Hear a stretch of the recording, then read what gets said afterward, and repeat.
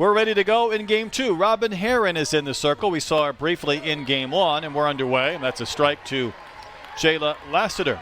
All she did was get a couple of hits. Lefty Robin Herron going to give a little bit of a different look. Obviously coming from the left side, will have a different spin. Loves to work up in the zone. Nice tight up spin that she can throw to both sides of the plate. There was the rise, trying for the outside corner there. And Herron's pitch as an off speed, when it is set up and it is on, it is devastating. Lineup for the Rebels, Lassiter, Pone, and Smith. I don't believe they have changed a thing, and you predicted as much. Why would you?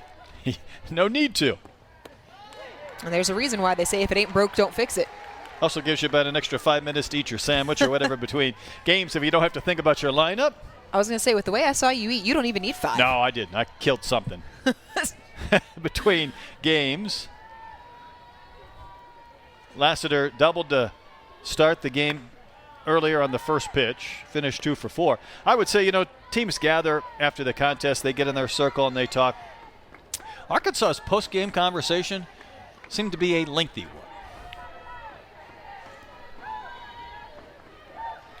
The 2-2. Swing at a foul tip into the glove of Miller for a K to begin the game. Good start for Robin Herron, climbing the ladder with that rise ball. She can throw it at multiple different levels. This one is the one that comes in underneath the armpits. Look at this upspin on it. It starts right about belt high and just climbs up. Lassiter is underneath. Just out in front and underneath, drops that back shoulder, causing her to swing underneath that ball. But to continue the thought about the conversation, I can tell you as a player, there's a nice medium length to those, because if they're really short, they're not good. If they're really long, those are also not good. Yeah, that was definitely, I think, the case. Well, and understandably so. Courtney Deifel not pleased with their team's effort in game number 1. And maybe the energy, too. And obviously, when you're making a lot of outs and soft contact, and Sparks is doing her job, it'll make things seem like there's just not a lot going on. Well, offensively was a struggle for Arkansas. We didn't touch on the defensive struggles that they had in game number 1. That might have been the length of the conversation, as Pone, who had a couple of base hits in game 1, fouls one back. 2 errors for Arkansas, but a multitude of pass balls, wild pitch, hit by pitch. They allowed Ole Miss to move into scoring position so many times and just multiplied the Rebels' opportunities to score runs. 1 ball, 2 strikes to Pone, who has reached base in 17 straight games, but not yet in this one, and she'll go down on strikes. Robin Herron mixing and working to the outer portion of the quadrant, which is a great spot, working against lefty slappers who are moving through this box, because watch the curveball. It's going to break away from Pone as she's moving forward, trying to adjust to the speed and the location. That's a really smart strikeout pitch. Here's Paige Smith. Paige was 1 for 3. Did single and score in the 7th inning. Had a couple of chances to drive in some runs, but did not. But her teammates picked her up, and she fouls one back.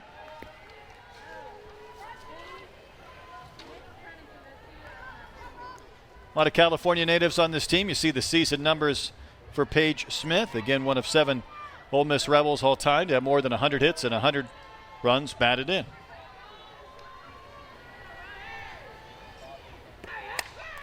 Fouled right back to the screen. Ole Miss is carrying over into game 2 against Robin Herron what they did so well against Morgan Linestock. They were hunting pitches early in the count.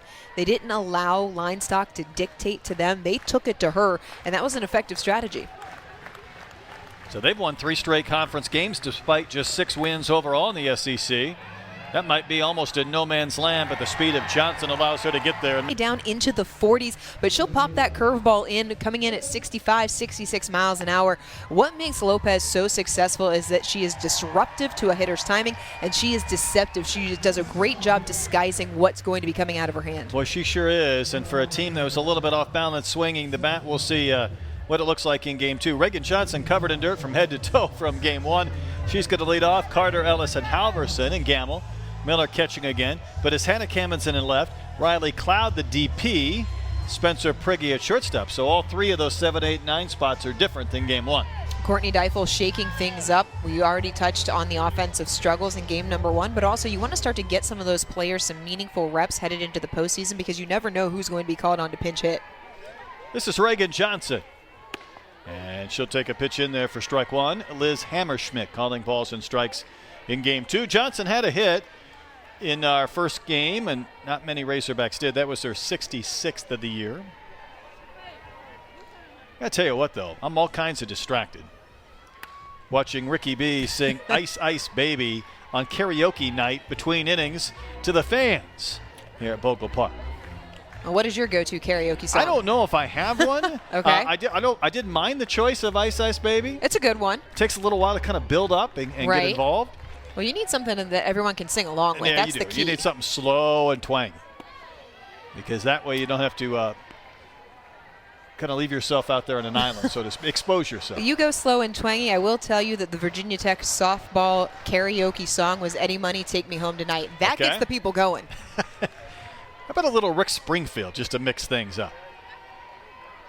Here's the 1-2 to Reagan Johnson. And that one is down for ball two. Does Springfield have another song other than Jesse's Girl? It's not quite a one-hit wonder, but that one does seem to get a lot of the attention. All right.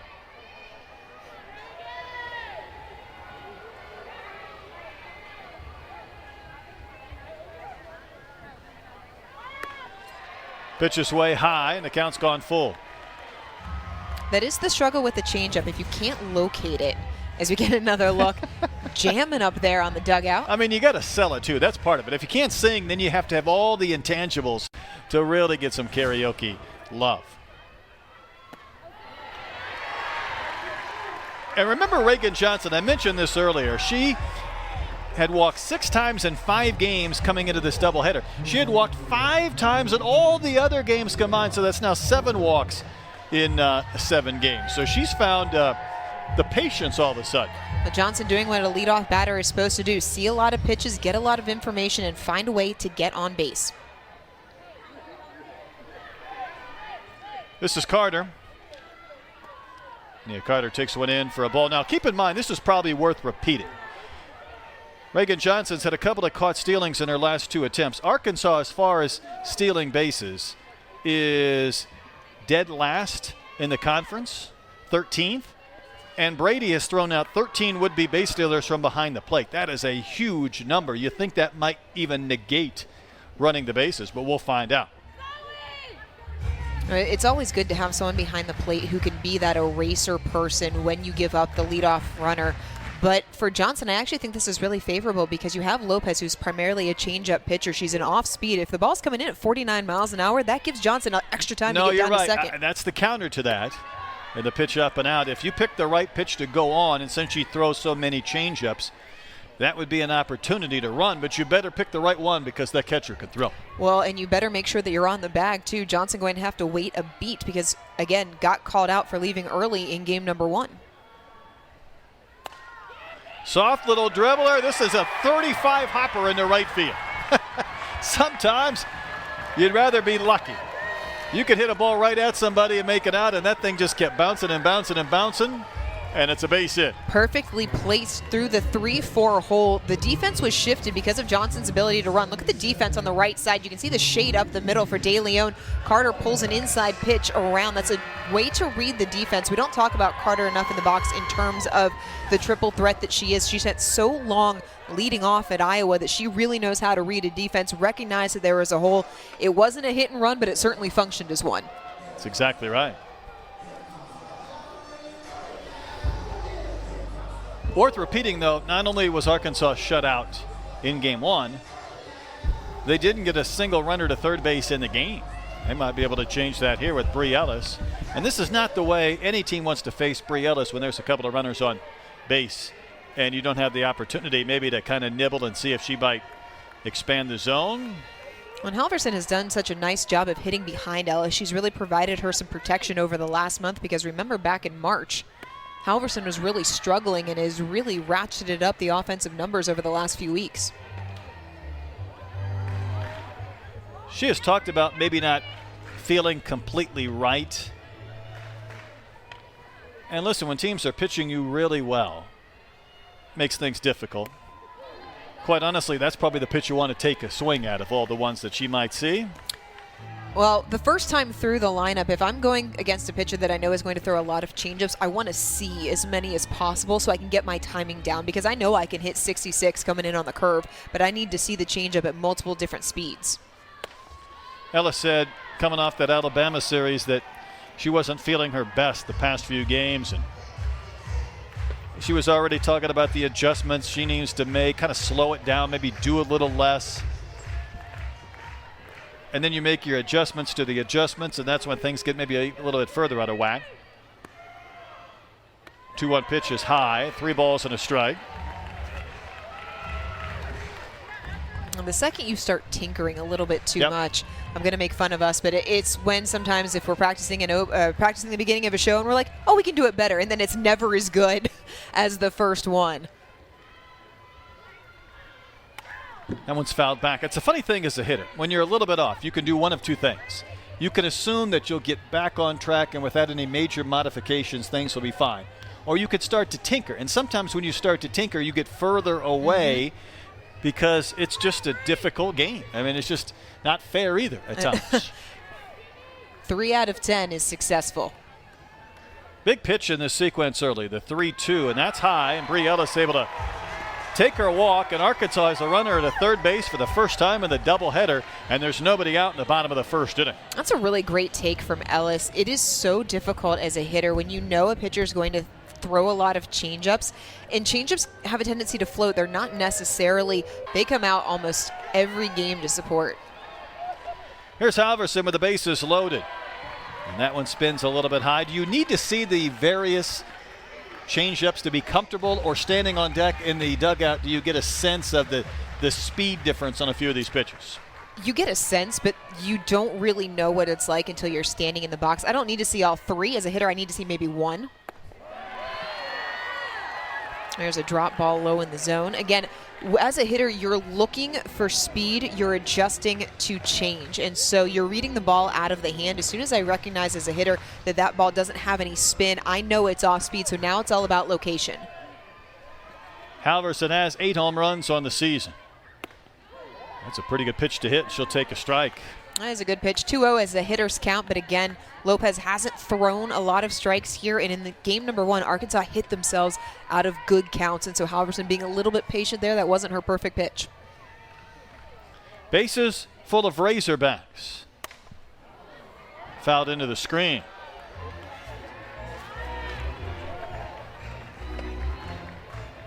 See the numbers for Kylie? Wasn't that long ago. She was even down to the bottom of the lineup, which felt a little bit strange. Hitting 8th or 9th, and then all of a sudden the numbers just keep picking up to her benefit. Way out in front for a wave and a miss. Halverson caught guessing, and that's where you have to be patient and recognize the changeup out of the hand to give you time to reset. Watch this ball float on the outside corner. You very clearly see how far out in front Halverson is on that front foot. But that is the power of Brianna Lopez's changeup. It is that good. So is she just in swing mode out of the hands? Yeah. Hannah Gamble. Yeah, and as a hitter, when you're in swing mode out of the hand and you're thinking, I'm going to hit no matter what, you put yourself at a disadvantage because then you're guessing. And if you guess wrong, that's exactly what happens.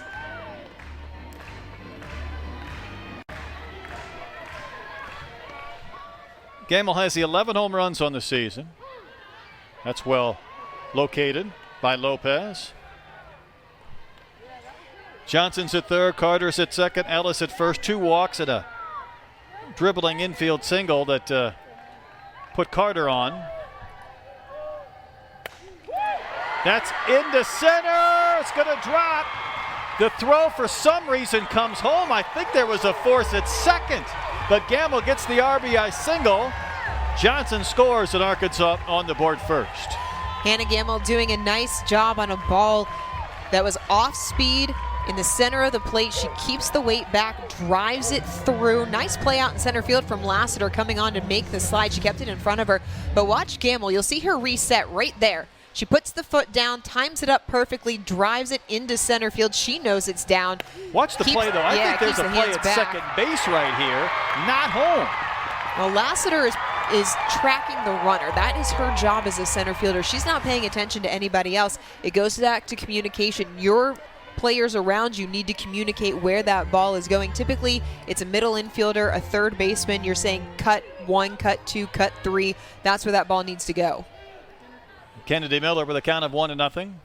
That one's down and out.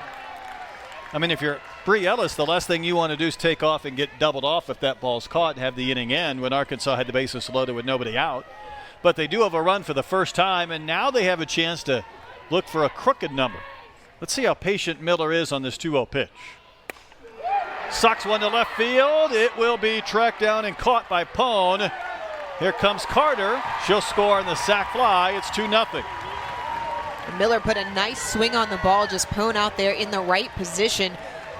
But Carter on third, make sure that she holds her position until Pone has the ball. Carter runs well, never a chance to get her at the plate.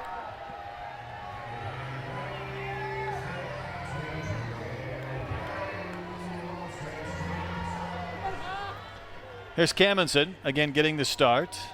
Finished the game in the circle for game 1.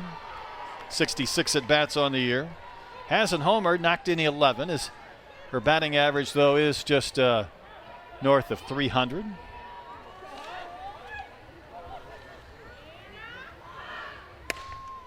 That one is going to roll into right for a base hit. Bree Ellis will be waved in. The throw from McKay is late. Ellis scores with the slide. Arkansas has made it 3-0. That's good base running from Bree Ellis. The Razorbacks coming out on a mission here in the bottom of the first inning. Aggressive base running. Courtney Deifel waving Ellis around all the way. Great turn at third base.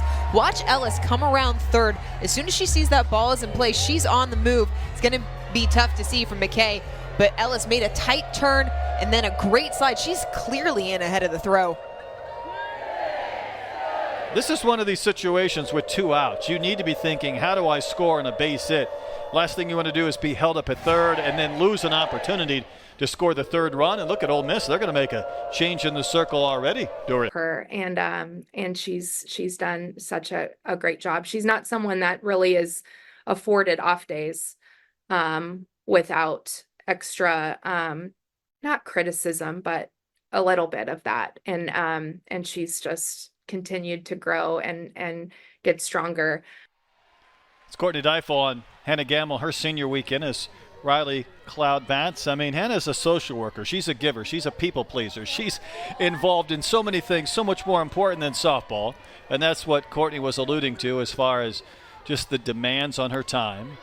But she had a big RBI single this inning to give Arkansas something when they didn't get anything in game 1. And it's not just the fact that Gamble is the social worker and she has that giving heart and is pulled in a bunch of directions. She's also the face of this program, the homegrown product. It takes so much to be able to carry that on your shoulders. Riley Cloud pinch hit in the 7th inning in game 1 and got a base hit. So she's in the lineup in game 2. And Furbush, who we saw as the DP and is the DP in game 2, is now in the circle.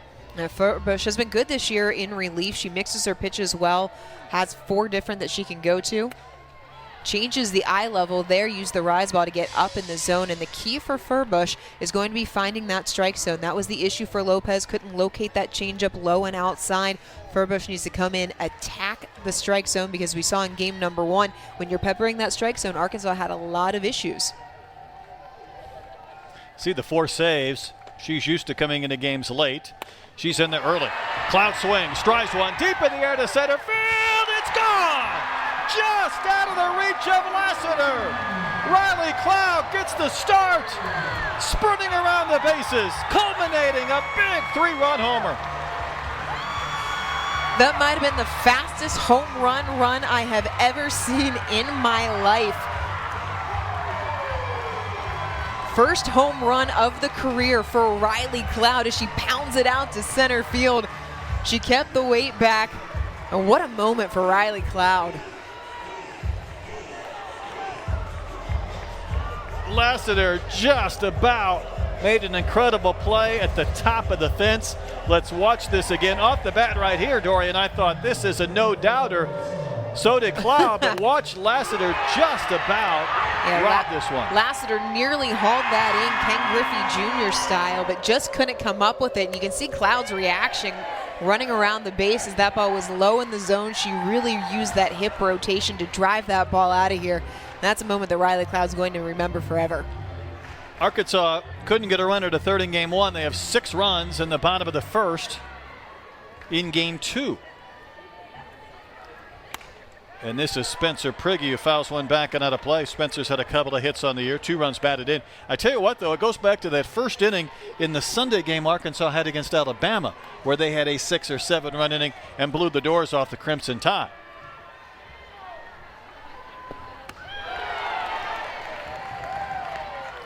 Well, you and I talked about it at the end of game number 1. This is a doubleheader, so it has a different feel than if you're playing the 3-game set and the time that you have to move on. And if you're Arkansas, this is what you wanted. You needed a response coming out after that lackluster game 1. And you wanted it early. Spencer Prigge takes one down for ball 2. Prigge last had a hit on March the 3rd, so we're at that 2-month mark. She'd like to change that here. Starting instead of Kamenson, who was in game 1. Hard hit, but foul down the line and right. A good contact there from Prigge. Ball on the inner third of the plate. Just didn't keep the hands back long enough. When you are hitting, the philosophy, you want to hit that ball. You want to let it get as deep as humanly possible until you think it's almost in the catcher's glove, and that's how you keep balls fair when they're on the inside corner. Ole Miss trying to end this inning. That's ball 3. If Prigge reaches, Reagan Johnson will bat for the second time in the first inning.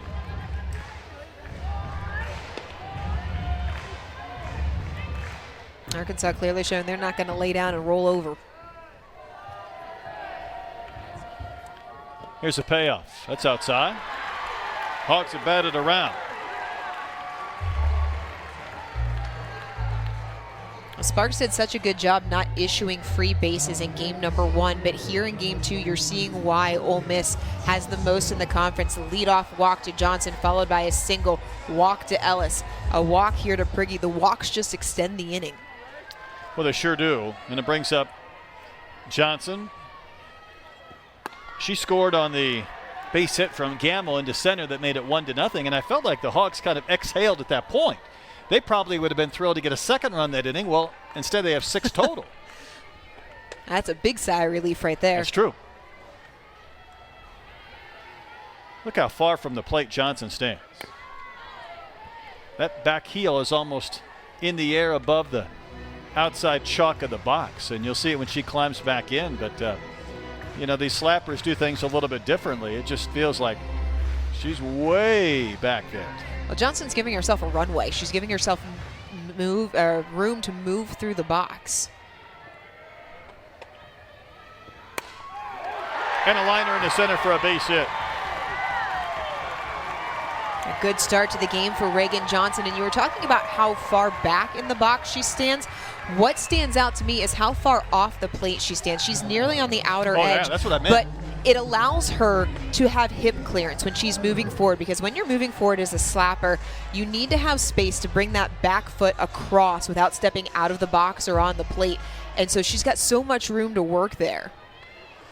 Yeah, she's almost more towards that first base dugout than she is towards her own. And here's Carter, who rolled one into right for a base hit way back this inning. I've seen that a lot in some lefty slappers this year where they've stepped out of the box or stepped on the plate. It's because they're too close to the plate to start off with. There's nowhere for them to go as they're moving forward. Pitch aside. I tell you what, the Rebels just want this half inning to end. I've been in these innings. I can tell you that, yes, you were just saying, please hit me something. I can get out of this inning. I can field it.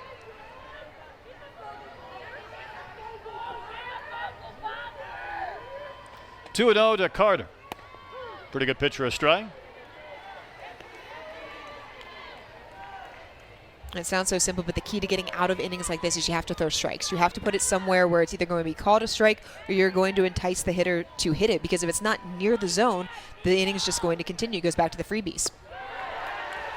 3-1. Well, your Ole Miss, you made an early pitching change. It might have felt like it was really quick, and then you're hopeful that Furbush can settle things down. If anything, now you're in a predicament where you're like, well, are we going to have to make another change at some point? Well, there is action in the pen. This is a staff, though, that will really interchange several pitchers. They're not going to lean on just one or two. No, that's what made game number 1 so unusual for them with Sparks going the distance, is the fact that Ole Miss, they tend to mix and match their pitching. They use it as a full staff. Counts full, so the runners will be off. Here's the payoff. That is line fair. It is going to go into the corner. Watch Johnson's speed. She's going to be held at third. I thought Courtney Deifel might send her. Carter gets a run-scoring double. Arkansas has kicked the extra point. It's 7-0. Hogs just continue to pour it on. Carter gets a ball on the inside part of the plate. It's off speed, not a full changeup. And again, keeping the weight back. What Arkansas has done in this top inning is they've picked the off speed from Ole Miss. Watch Carter reset ball. Actually, that ball is coming up in the zone. Carter all over it, turns on it, just drives it down the right field line. Hip clearance, great hands there from Carter. I thought maybe that was going to go through Smith at first. Gets Bree. Have you seen a 10-run inning recently? Because if Bree Ellis finds the parking lot, you're going to have a 10-run first. I can't remember the last time I've seen a 10-run inning, let alone a 10-run first.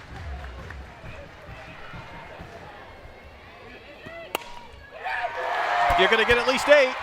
Here comes Carter around third. The throw home, skips. Carter slides. She's safe.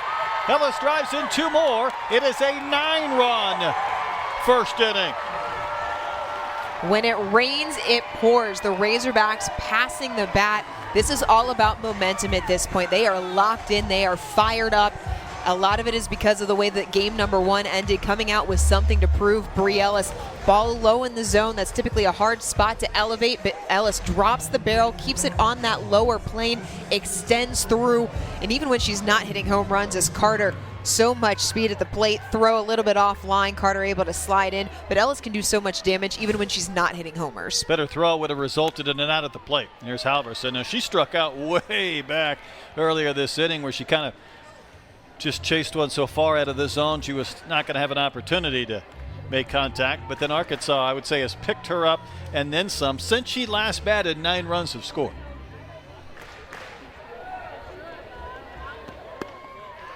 I will tell you, when I played, we always had a don't be the double out person. You never want to be the person that makes 2 outs in the same inning. Honestly, you start thinking about it because everybody else is having a wee of a time right now, and you're the guy who's made 1 out, and you're hoping not to make another. Fly ball to left to Pone. And she will make the catch to end the inning. Arkansas sent 13 road series wins against top 10 teams. And this is Furbush batting against Heron. Ole Miss sent 3 to the plate, and Arkansas sent 13 to the plate. I want to finish that thought, though, on that tournament resume because, you're talking about getting a double bye in the conference tournament and then hopefully hosting if you're Arkansas. Furbush tags one in the air, right center field. That's gone. A home run that shoots over towards the berm. She had her 10th of the year in game 1. Number 11 comes in game 2. Furbush mounting a 1-woman response here in the top of the 2nd inning. Ball on the outer half of the plate, an absolute laser off of the bat of Furbush. Lets that ball travel deep and just shoots it out to right field. Watch this ball where it is. It's on the outer part of the plate. Furbush lets it go and lets it travel, hitting off of that back hip and really drives it out that way. That's exactly what you're supposed to do when you're trying to hit for power opposite field. Mentioned she had back-to-back games with grand slams about half a month ago against Western Kentucky. Back-to-back games with a homer here. And De Leon bats, and she had a 2-run homer in the 7th against Kaminson to provide Ole Miss with a 6-0 lead, and they would win by that score. Going to finish my thought, though, on the tournament resume, because Arkansas, and any team for that matter, wants to be a host, and that's kind of the secondary aspect that they're playing for. If for some reason they would fall outside of that top 16 from a hosting standpoint, to me it's the 8 losses at home that'll be the culprit, since they have been so amazingly good winning SEC road series. I would agree with you, and what's going to stand out in terms of losses. The worst loss of the year came against South Dakota State here back during the Woo Pig Classic. That was a 7-3 loss to the Jackrabbits in terms of RPI. And then the series against Mississippi State is what's going to stand out. Yes, and that's when they were just, quite frankly, really shorthanded from a pitching standpoint. That could have been a series where they got swept, and they ended up going to Game 3. The Winds were howling out. They were out of pitching, and they got blitzed. I would agree with you on that as well, but they don't typically take circumstance No, into quite honestly, seeding. that's exactly it. There's no explanations.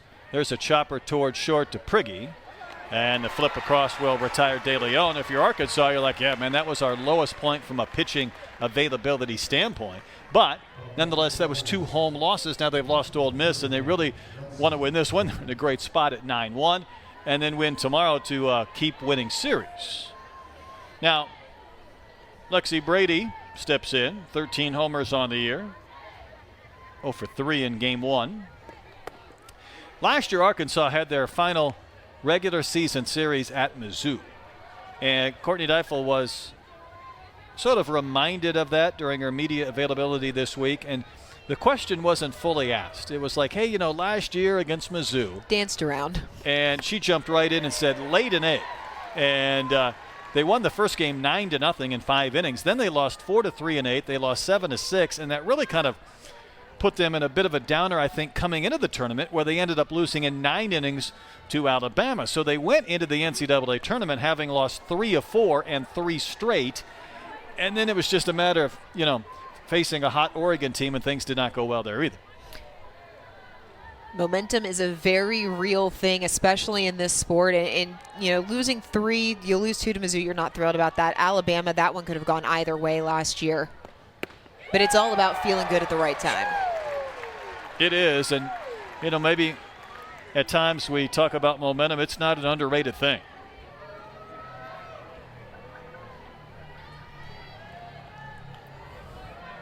Lexi Brady leads the SEC in strikeouts. And Robin Herron trying to pick up one here.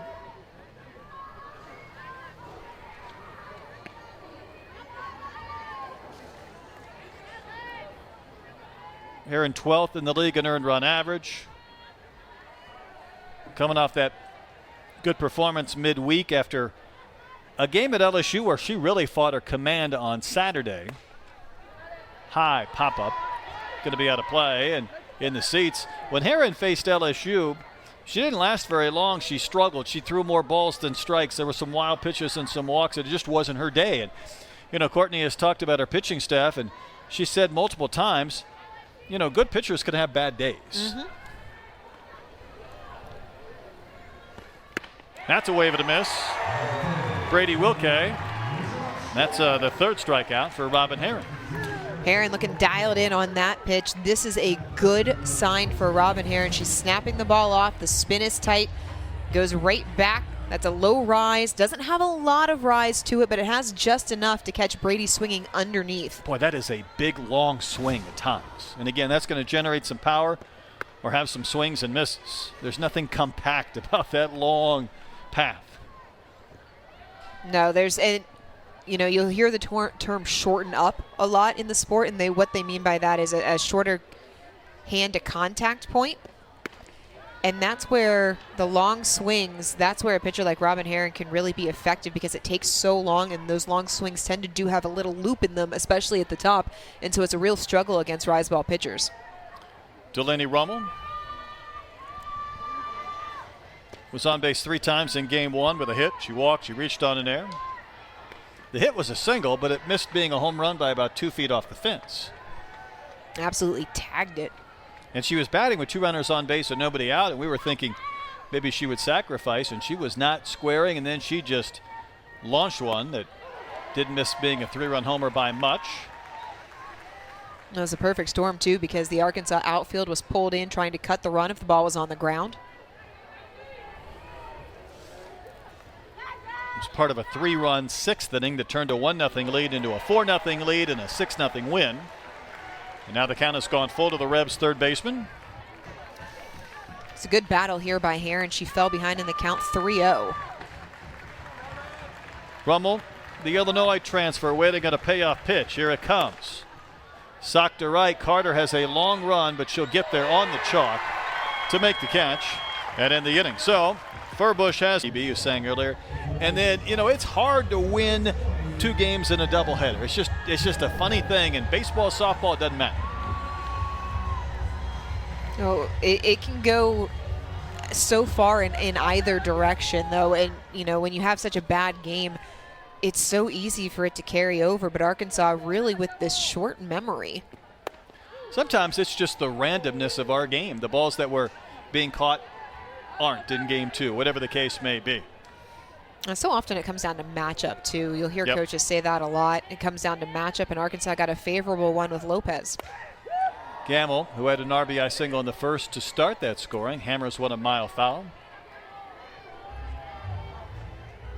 I thought Lopez with her off-speed pitch was really going to create some problems for an Arkansas team that just didn't square anything up in game 1, but Riley is the 3rd pitcher they've used already. 2-strike pitch, and Gamble got a piece, and oh boy, that got a chunk out of Lexi Brady as well. Yeah, I think that caught her somewhere around the thigh. That's Gamble just trying to stay alive on a ball that was cutting in off the barrel, and just an unfortunate glance there for Brady. Gonna try and walk this one off. To continue the conversation, though, about Lopez, I agree. I thought that it was going to give as we take another look. So it's a screwball that runs in on the hands. Gamble gets just enough, and it glances off. It catches Brady on the outside part of the thigh. And I always felt like as a player, and then rolls up, I always felt like the glancing ones were almost worse than getting hit dead on, because there's nothing to it. Like, it doesn't give at all. It just like hits and keeps going. Like a sucker punch. Yeah. 0-2 to Gamble. Lifted to center. Lassiter underneath it to make the catch for the first out here in the 2nd inning.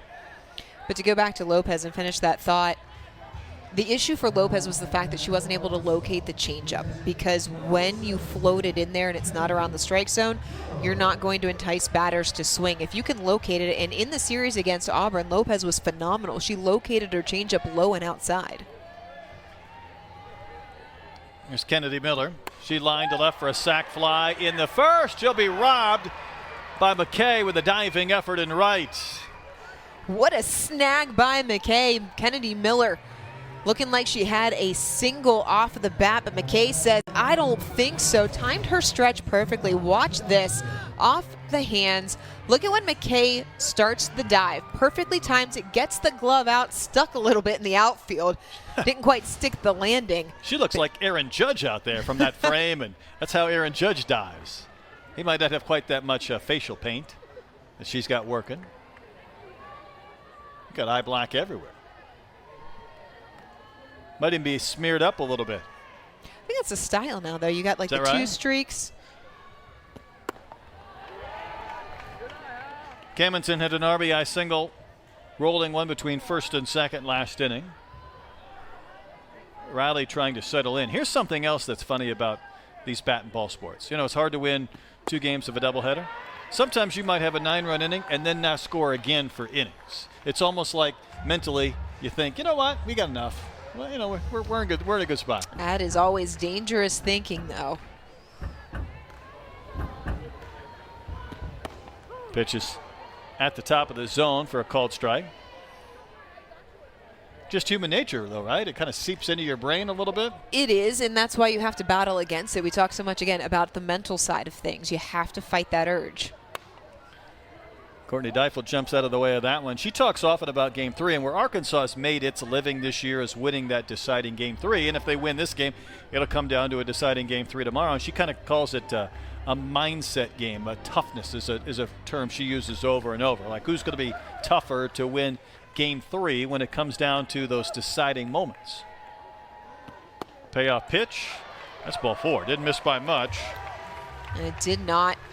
Good eye there from Cammonton. But you go back to the mental toughness, and I would give the edge to the team that has won so many series this year. Is Riley Cloud stepping in? She's a power hitter now. She went from 0 career home runs to 1. An official Bogle bomber. That's right. She is on the board. Like Nia Carter earlier this year, hit her first in 5 years out to right, and she danced around the bases. Cloud sprinted around the bases. That was in that decisive Game 3 against Missouri. Speaking of Carter's home run. Good pitch, outside corner. It took a little bit off that. I like that pitch there to Cloud. You know, Cloud came through with the pinch hit single in game number 1 early on in the count. Jumped on that home run. She's really looking to strike here.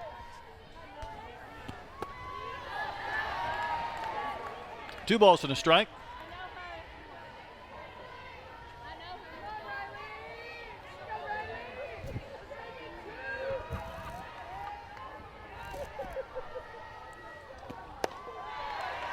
Over but low.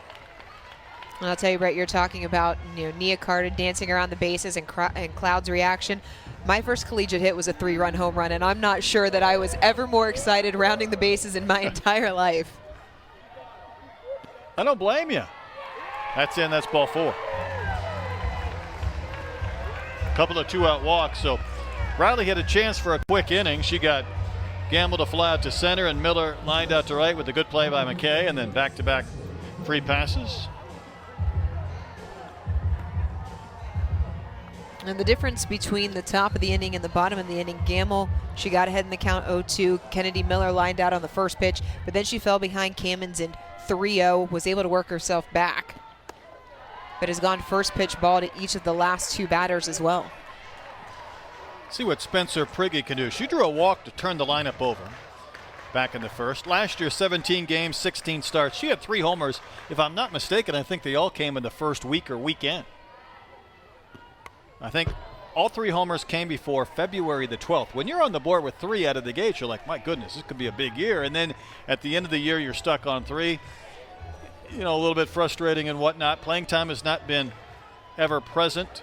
Kind of a rotating cast of infielders. This is popped up in foul territory. Will there be a play? There will not. That was up against the screen near the Rebels dugout entrance. And just not quite enough room. But somehow those balls always seem to have a way of coming back. If you're a batter, you live to see another pitch.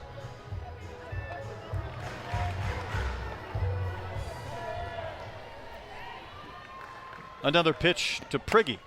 Stroke to left. That's down for a base hit. Great job by Pone to take it on a hard bounce, and Cammonson has to hold at third base. As hard as that ball was hit, I thought it was going to skip and maybe go all the way to the fence, but Pone made a really good reception on a bounce. Yeah, tremendous defensive play out there from Pone. This pickup is Prigge, ball off the outer part of the plate, lets it travel deep off of the hip, but Pone makes the play of the game so far. Picks it with one hand. If she misses that ball, that's 2 runs for Arkansas. You really have to be sure-handed if you're going to try to backhand a ball that's that hard. That one goes to the backstop, and Arkansas will get the run with Cammonson coming across to make it a 10-1 advantage. And completely flipping the script from game 1 to game 2, because now Ole Miss is struggling with the walks and the wild pitches. Ball in the dirt, skips away from Brady. Arkansas again, aggressive base running, Cammonson on the move to win this game, which it would be hard to imagine that they wouldn't, but stranger things have happened. You know, Arkansas has now seen every pitcher, will probably have seen every pitcher that Ole Miss has. Johnson has scored twice. She's walked, she's singled.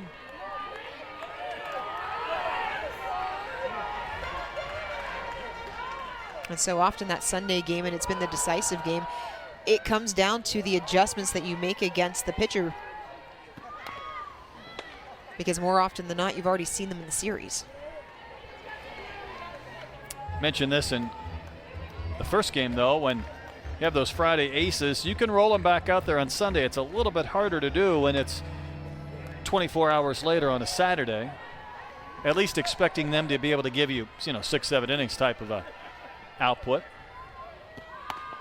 That's painted on that outside corner. A nice pitch there from Riley. You know, the days of running out your #1 starter for 3 straight games are long gone. That was the scenario when I played. It wasn't unusual. A liner past the leap of Starr. It's going to chase home a run. Here comes Preggy. She's safe. Arkansas has put 12 runs on the board as Reagan Johnson comes through. Well, Reagan Johnson is a short game specialist, but being a short game specialist also means that you need to read the defense. Johnson can shorten up and she can swing and make full contact. She did that time using the drawn-in Ole Miss defense against them. The placement, ball elevated, keeps the hands up. She is so good with her barrel control, and you can see where Starr is playing. She's drawn in all the way, expecting something hard on the ground. Johnson, really nice read, and Arkansas gets 2 more. Looks like Ole Miss is going to make yet another change in the circle. They've used 3 pitchers already, and we aren't through the second inning. And we're only in the second inning. And that one is high.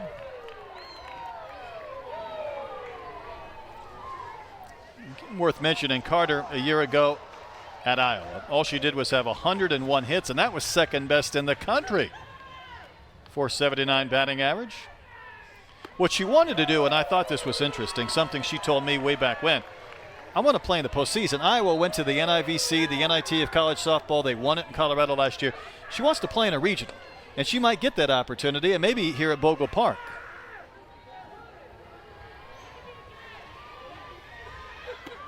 She's taking and looking at a strike. The opportunity to play in a regional, potentially a super regional at your home field, is one of the reasons why Arkansas has become a transfer portal destination. Kylie Halverson, they played a regional here when she was with South Dakota State, but wanted to come be a part of this. There's another. Fly ball to shallow left. Pone will make the catch. 2 and the inning. Arkansas tacks on game that they lost to Alabama. It'll be on the Plains this year. Jamie McKay leads off the 3rd inning against Robin Heron. I hope Robin can work with this 11-run lead. Well, I've noticed a couple times she's had to go re-warm out in the pen because the offensive innings have been taking so long. McKay hasn't batted yet in this game, and Arkansas has 12 runs. Well, aside from the hiccup home run to Furbush, Robin Heron has been incredibly efficient. Just 35 pitches to get through the first 2 innings, while Arkansas has scored 12 runs and is in their 3rd time through the lineup. I mean, pitchers always like run support. Sometimes the personality of a game is a little bit different when your team is so comfortably ahead. It can be hard sometimes to stay engaged. I think so. Okay, he's going to look at strike 1. I thought it was interesting. So Furbush led off the top of the 2nd inning, hit the home run.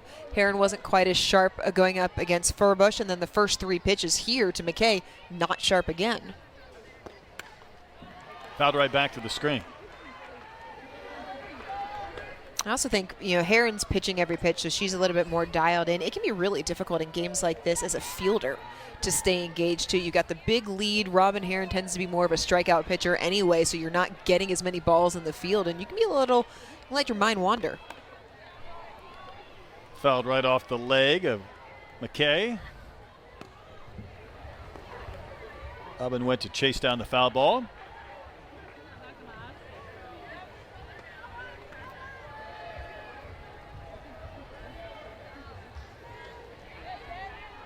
Eight, 9, and 1 due up in the Rebel 3rd inning. In the air, shallow center. Johnson gets there quickly to make the catch. 4 in a row set down by Heron. Able to battle back after missing on those first 3.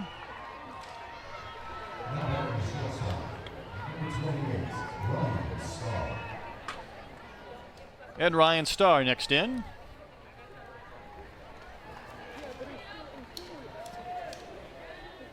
Starr, someone who's more of a defensive player than offensive player. Good shortstop who transferred from Syracuse. Last year, 42 games there, hit .237. She's going from New York to Oxford, Mississippi.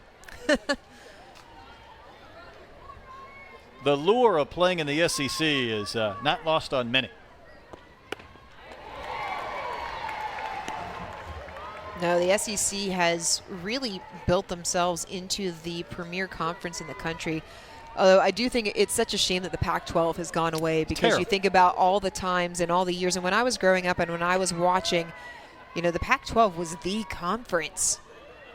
I mean, it was a West Coast dominated sport for a long time. Really, you know, Monica Abbott's, I've said this before, but Monica Abbott's Tennessee team, in my opinion, was really the one that started the trend towards the SEC and showed what teams in the SEC were capable of. And then Alabama magnified that when they won the World Series.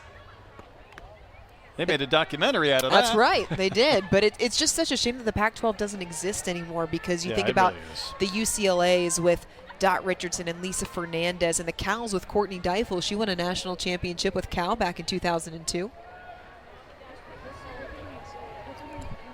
She sure did. She was in 4 different College World Series. Her sister was in 3 and won a national championship at Fresno State. And the only reason Sis didn't get a 4th is because those teams lined up together in a super regional. And Courtney came out in front. Amanda Freed, my good pal, I do a lot of games with her. She was a 2-way star at UCLA back in the day.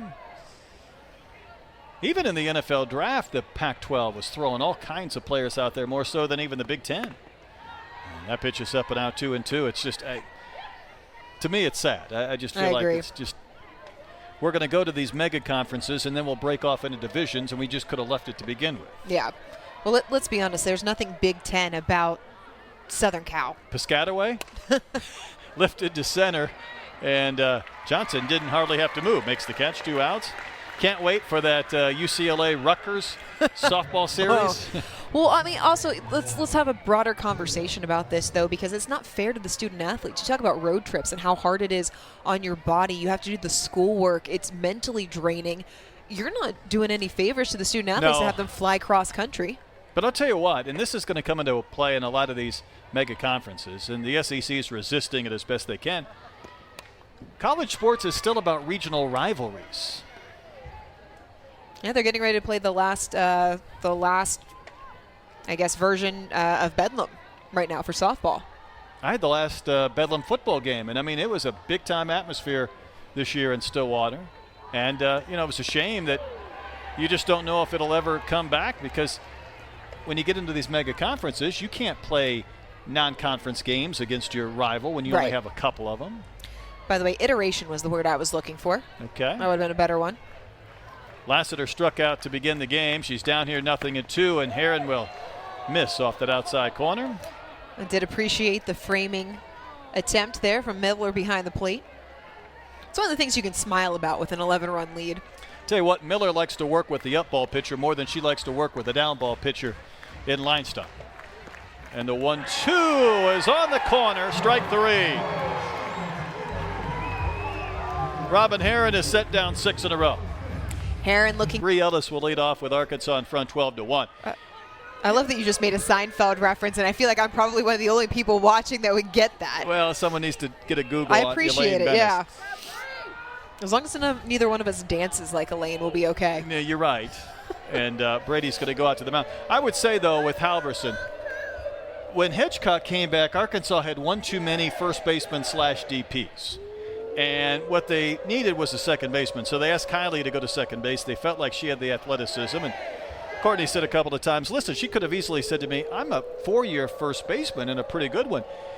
She told me before the year, she said, I think you're going to be impressed with my range. So I went to find Kylie today, and I said, you remember what you told me in February? High five, girl. And I said, you're right. I'm impressed with your range. I think she could play third for some teams. You know, Gamel's got a tremendous arm, so that's not going to be here. But she's got some athleticism. Well, the similarities between first and third are very much the same. You're just moving in an opposite direction, but you hit the nail on the head with why it's so difficult to move from a corner to a middle infield. It's all about the range. You have to be able to move in both directions. And it's much more range than you're asking from your corners. And so to make that adjustment, I was asked to play second for a little bit for my final season, going over from third base. And I remember how difficult that was because you also have base coverages in there as well on stealing. And I think Kylie's in charge of the defense on the infield. They just let her continue to do that. And you know, she did truck Kimmonson on a pop-up and it would make sense that Halverson would be the general of the infield. Typically it's your shortstop, but the shortstop's been a rotating position for the Razorbacks. Another good point. Ellis. Ellis is new as she fouls that one off. Ellis is new. So your options are Gamble at third and Halverson at second. And typically you want one of your middle infielders running the defense.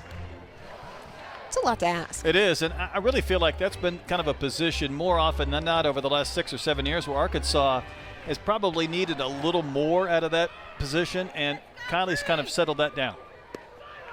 Pitch is high to Bree Ellis, 3-1. I would agree with you. You go back a few years, Keely Huffine was also one of those players that moved in a lot of spaces throughout her career before finding a home in her last season at second base. Bree Ellis might come unglued if she gets a pitch to hit here. The 3-1. It's going to be fouled into the dugout area. One other point I want to make on Halverson, we talked about the hitting about 6 weeks ago was really kind of struggling. A lot of that comes with playing the new position and getting comfortable. We saw that last year with Gamble when they tried to play her at catcher early on in the season, and so it's just a comfort level, and it transitions to both sides. Yeah, you start worrying about your defense first, then your offense. Payoff is a little bit outside. Hey, Bree Ellis has walked twice, sandwiching her 2-run single. The patience from Bree Ellis in that moment. That was not a bad changeup by Brianna Lopez. It was just off the outside corner, but Ellis has the recognition to recognize the pitch and then locate it immediately and be able to lay off. Here is Kylie. Now, she did make 2 outs in the first. She struck out and flew out to left where her teammate scored 9 runs. The fun part, if you weren't with us in game 1, she's standing next to Lexi Brady. They are 2 Sioux Falls, South Dakota natives. They coach in the same youth organization in the summer. Differing high schools. You play high school softball in South Dakota in the fall, so Kylie didn't even play her full complement of high school softball. Hard hit on the ground to short. Nice glove flip by Starr, and it's going to be a double play. So she's made 4 outs and 3 at-bats today. That was a well-struck ball, but handled nicely by Starr. Yeah, what a play from Starr. So impressive. The glove flip. Halverson hits it on a line. Starr just very calm about it. Looks it into the glove, little glove flip, and you can see the transition there between Starr and De Leon. That's a very comfortable duo up the middle. Well done. Here's Gamble.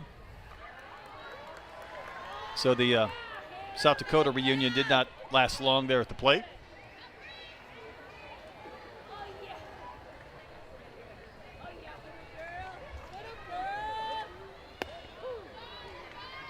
I think a few years ago, I thought Gamble for sure was going to set the all-time Arkansas home run record. Lenny Malkin, 50. Danielle Gibson, 48. Gamble's at 44. Last year didn't quite have the power numbers maybe she would have liked in a strange year. 11 this season for Hannah. Last year she had 6, and this was coming off an 18-homer campaign as a sophomore.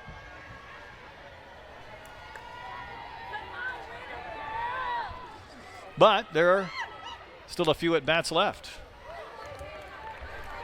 And I think for Gamble, the last 2 seasons have really been a struggle and a fight, because when she came in, she had the Malkin, she had Danielle Gibson to play in front of her. It took all the pressure off. Last year, she put a lot of pressure on herself. Reaching for a pitch that is lifted to shallow center and caught by Lassiter. And yet pressure is a funny thing when you feel the demands of carrying a team. Hey, Arkansas doesn't score after getting 12 in the first, cooperates. And I saw you a hamburger and also added a hot dog. So that's here in the 4th inning. I eat as if I'm never sure I'm going to eat again. Well, right? Listen, anyone in the media knows you eat fast Yeah. and you eat what you can get or you don't eat at all. If Those are the rules. If it's free, it's for me, and I'll take 2. Exactly. Pone struck out back in the first and slaps one off the screen and down the line and left. So Pone, when she singled a couple of times in our first game, extended her hitting streak to 12 games, and she has reached base safely in 17. I would say this is trending towards a 5-inning game, so the streaks might come into play if they aren't extended in this at-bat. She's going to bunt. Heron will lay out and dive and make the catch. Arkansas showing off the leather all over the place. Robin Heron making a truly tremendous snag. Typically, you don't want your pitchers fielding anything like this, but Pone pops it up. The reaction from Heron, and Hannah Gamble right next to her. I think Gamble is more excited than Heron. I don't think Heron intended for this to be a dive, but the centrifugal motion just kind of continued on, and she laid out. Paige Smith will send one down the line in the right. Carter on the move will get there. Everything seemed to go wrong for Arkansas, pitching, defense, and hitting in game 1. Everything has seemingly gone right in game 2. It's the funny thing about this sport. You can have 2 games in back-to-back that are diametrically opposed from one another, and that's what we have here. And Arkansas's outfield, we don't get to talk about it a ton. We didn't get a chance in game number 1, but their speed does so much in the outfield, especially from center to right. I would agree. Furbush homered in the second for the lone hit, and for that matter, base runner against Heron. You know, Nia Carter said even before the season started, she felt like back in the fall that if anything went in the air, it was going to be an out. That was kind of the way the defense, their mentality worked. They were going to find a way to catch it.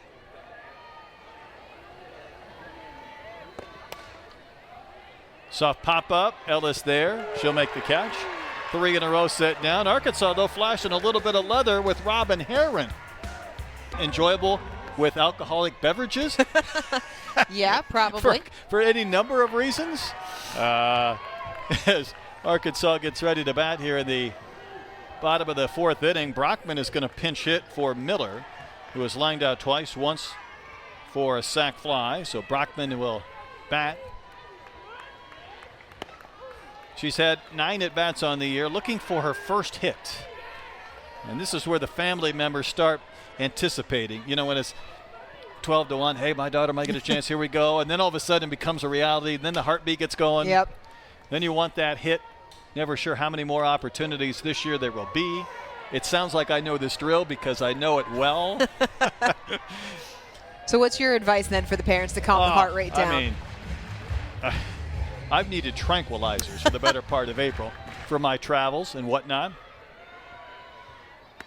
Brockman takes high, 2-2. That's a good hold from Brockman. You could see there she was already starting to start, recognizing the ball was going to be out the zone. Again, yes, yes, no. It's a good adjustment. It was a competitive battle in the fall between Brockman and Kennedy Miller. And then Miller's had such an amazing freshman year, one of the best freshman campaigns in the country. At one time I said to Courtney, are you sure it was close? Because Miller looks like a tremendous player, the chance to be an even better player. She goes, it was really close between these two.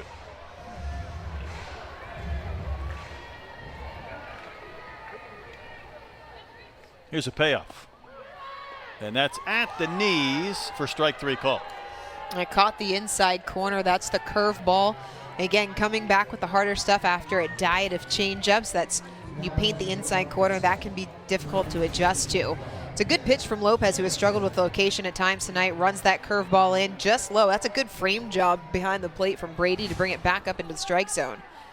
But you talk about the competition, and we've seen that with Hannah Cammonson and Reagan Kramer, and we've seen that at shortstop. But that's what a program needs to continue to move forward and continue to excel. You need those battles, and someone has to win. I make a lot of comparisons between Arkansas's baseball team and softball team, and I feel like there's a lot. And that pitch is a strike over the inside corner. Pitching dominated, finding ways to win series over and over.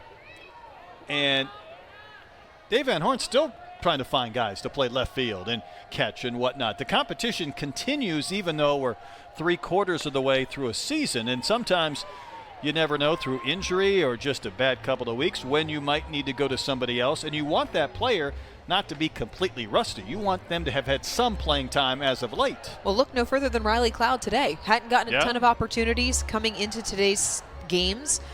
Delivered a pinch hit single in game number 1, turns around, gets the start, gets the 3-run home run. You want to be ready when your number's called. 1-2 to Cammonson. That looked pretty good. And what? Strike 3, back-to-back Ks, and all of a sudden Lopez much sharper second time through than she was the first. Well, she's setting up her pitches better. We talked about location and locating the changeup, and because she's able to locate the changeup, she has now forced Arkansas's hitters to sit on the changeup, and that's when she's able to come back with the curveball at 65, 66 miles an hour and paint that corner for the strike. Entering game 1, Riley Cloud had 7 at-bats, So she pinch hit in the 7th inning, got a single. Gets the start in game 2, hits a 3-run homer, first ever. Then she walked and scored last time through. So she's getting a lot of ABs all of a sudden.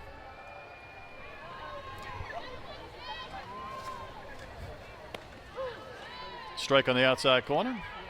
And with implications further on down the road, Arkansas really hasn't had a bat this season that they could bring off the bench for a solid pinch hitting opportunity.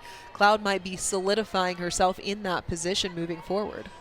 Her last hit before game 1 was February the 17th in Tucson. Let's go back and revisit the homer. Well, when you have home runs like this, you're going to get a lot more opportunities, pinch hitting or otherwise. Cloud tees off on the offering, fastest home run trot you'll ever see. And jumping into the waiting arms of a teammate at home plate. As a teammate, there's nothing that gets you more excited than a player that doesn't hit a lot of home runs hitting there first.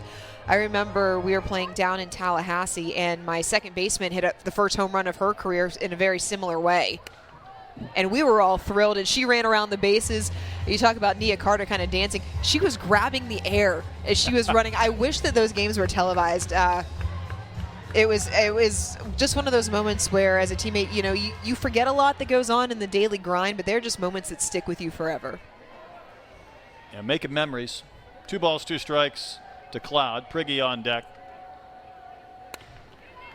Decided to swing at that floater. Rolls out to second. Arkansas goes in order.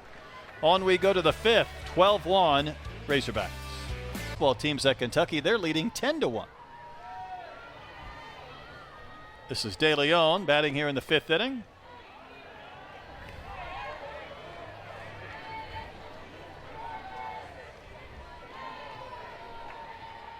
Ole Miss has had 1 base runner, and it was Furbush on the home run leading off the second. So that is 9 in a row set down by Heron. I thought maybe Ole Miss was karaokeing as well in the dugout. They're just trying to generate a little bit of energy. Game 3 of this series scheduled for, what are we looking at, 3 o'clock tomorrow? Mm-hmm. 3-0. Heron seems to spot these hitters 3 balls to start an inning. I think she's done this a couple of times in a row. Well, she fell behind McKay in the top of the 3rd inning, 3-0. Was much more efficient in the 1st inning, and then fell behind Furbush in the 2nd inning as well. So it's kind of had that feel to it. Brockman catching, by the way. Here's a 3-1. Socked high in the air, deep left center field. Johnson on the move at the wall, and that is gone. Reagan Johnson just about caught it. De Leon, though, has her 2nd home run of the doubleheader. So both Furbush and De Leon have homered in each game. De Leon putting it just out of the reach of Reagan Johnson in center field. We've had a couple of close plays on home runs tonight, but De Leon getting the better of it. Rise ball that just doesn't rise from Robin Heron. That's the old joke. What's a rise ball that doesn't rise? It's a home run because it's easy to elevate. It's up in the zone. De Leon does a nice job keeping the hands high, driving the bottom part of the ball to get that trajectory and launch angle. De Leon started the day with 2 homers. She's doubled it up. It's a good afternoon. Yes. This is Brady. Struck out back in the 2nd.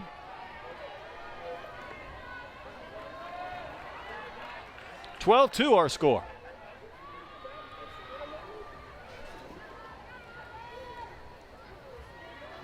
I think I mentioned it in game 1. In the 21 previous SEC games, Ole Miss had hit 11 home runs.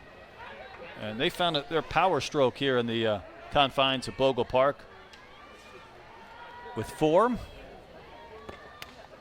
that seems to be going around the SEC lately. Last weekend, South Carolina, the fewest home runs in the league. They launched 4 over the weekend at Kentucky en route to taking the series from the Wind Wildcats. blowing out? No? Yes? Yeah, there was wind. But John Kropp Stadium, much like Bogle Park, there's usually always wind. Off-speed pitch. Is strike 3 called to Brady. I don't think she's thrilled. Second time Brady's been sat down on strikes today. Heron hasn't had to utilize the off-speed very much, but this is a good one. It starts at the knees and falls off the table. Any part of the ball where it crosses the strike zone, great angle there. You can see it just come right across the top of the kneecaps. Rummel flew out to Carter and Wright to end the second.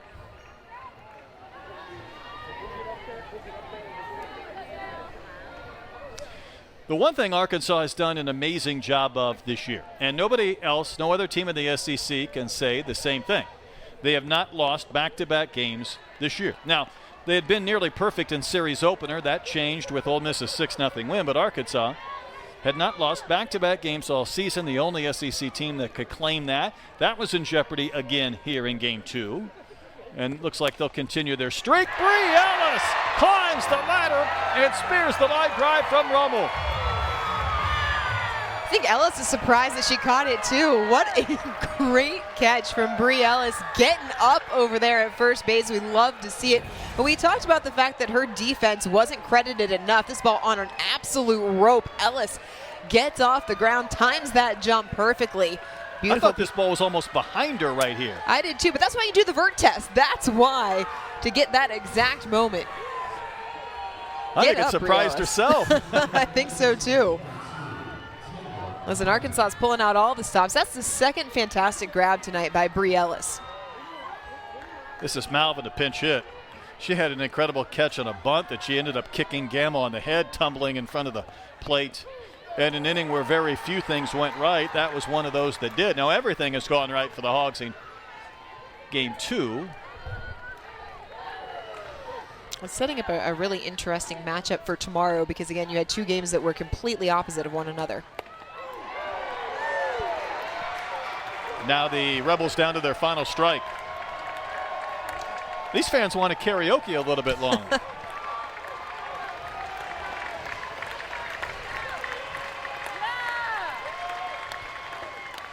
Heron's pitch is fouled back. Ole Miss not quite ready to sing their swan song just yet. I think college softball needs to be 10 after 5, not 8 after 5. I'll take that up for debate on another day. But, Arkansas scored 9 in the first inning alone. I mean, it is possible, but run rule territory here.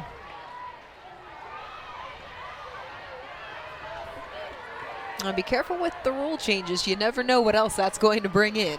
The other thing is you're getting 3,500 fans here. You're having some hour-and-a-half games and whatnot that are pretty quick.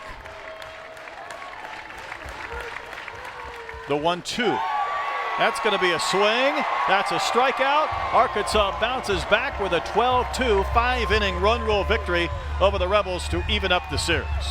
Arkansas comes back and makes a statement in game number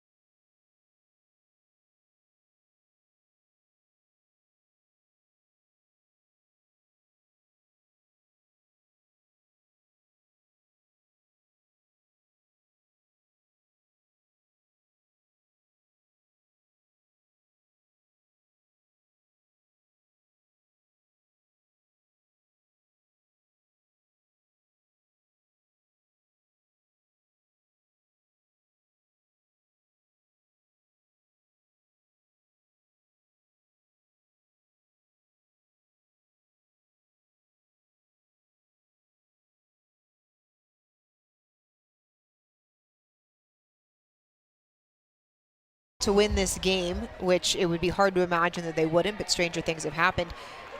You know, Arkansas has now seen every pitcher, will probably have seen every pitcher that Ole Miss has. Johnson has scored twice. She's walked, she's singled.